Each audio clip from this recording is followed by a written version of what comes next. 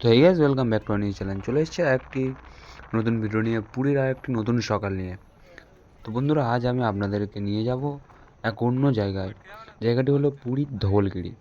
প্রকৃতির সৌন্দর্যের ইতিহাস এবং আধ্যাত্মিকার এক অপরূপ মেলবন্ধন।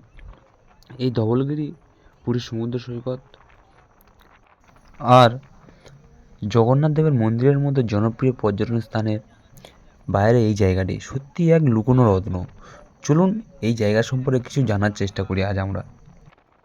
তো গাইজ, তোমাদের অনেকের প্রশ্ন থাকতে পারে যে দাদা, পুরীর ধবলগিরিটা কোথায়? তো ধবলগিরিটা হচ্ছে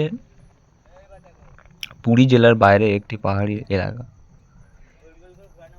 তো পাহাড়ি এলাকা বলতে গেলে মানে পুরীর যে রাস্তাটা আছে, রাস্তার পাশ থেকে পাহাড়ি যেসব পাহাড়টার অনেক দেখা যায়।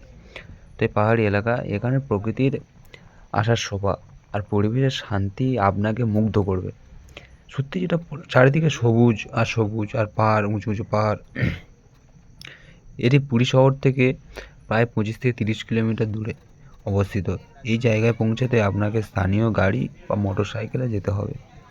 রাস্তাতে একদিক গ্রামীণ সৌন্দর্য ভরপুর, অন্যদিকে পাহাড়ি পাথরের রোমাঞ্চকর দৃশ্য রয়েছে। তো গাইস, দেখতে দেখতে আমরা পুরীর ধবলগিরি মন্দিরের কাছে চলে এসেছি। তো দেখতে পাচ্ছ, এটা এখান থেকে সিঁড়ি থেকে উঠে, আর এই যে পুরীর ধবলগিরি মন্দির, এটা এখানে একটা বুদ্ধদেবের মূর্তি আছে। দেখতে পাচ্ছ এখানে কতটা ভিড় আর কতটা একটা শান্তিপূর্ণ এলাকা। আর চারিদিকে শুধু এত পরিষ্কারটা দেখো গাইস। তো দেখতে পাচ্ছ একদম শান্তপূর্ণ এলাকা যেটা বলে। আর চারিদিকে সবুজ আর এত সুন্দর একটা ডেকোরেশন। জায়গাটা সে অতুলনীয় যেটা।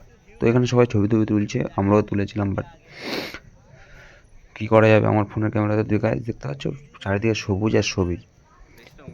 তো তো গাইজ, ধবলগিরির ইতিহাসটা একটু তোমাদেরকে বলি। ধবলগিরি একটি পর্যটন কেন্দ্র নয়, এটি একটি ঐতিহাসিক এবং আধ্যাত্মিক স্থান।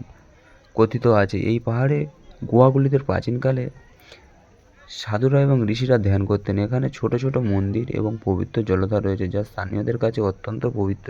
আর হ্যাঁ, ধবলগিরির সবচেয়ে বেশি আকর্ষণীয় প্রকৃতির সবুজে ঘেরা পাহাড়ে পাখিদের ডাক আপনাকে প্রকৃতির সঙ্গে একাত্ম করবে। পাহাড়ের উপরে উঠে গেলে চারপাশে প্রকৃতির দৃশ্য মানে প্রকৃতির দৃশ্য দেখতে তোমার মন মুগ্ধ হয়ে যাবে।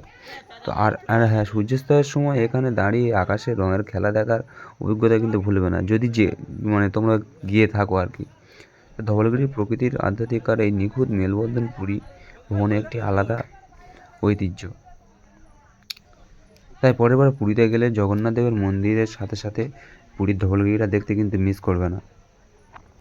তো গাইজ, যদি ব্লগটা ভালো লাগে তো লাইক কমেন্ট শেয়ার করে চ্যানেলটা সাবস্ক্রাইব করে দেবে। আর হ্যাঁ, একটা কথা বলতে মনে নেই, তো তোমরা ধবলগিরি বা পুরী মন্দিরে কবে যাচ্ছ কিন্তু কমেন্ট করে আমাকে জানাবে।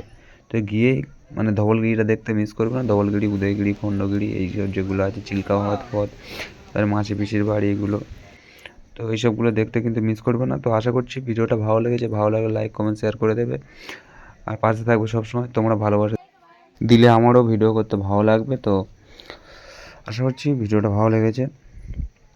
তো তোমাদের কাছে একটাই রিকোয়েস্ট, তো নিজের বাবা মাকে খেয়াল রাখবে। আর হ্যাঁ, আজকে ভিডিওটা এই পর্যন্ত শেষ করলাম। সুস্থ থাকবে।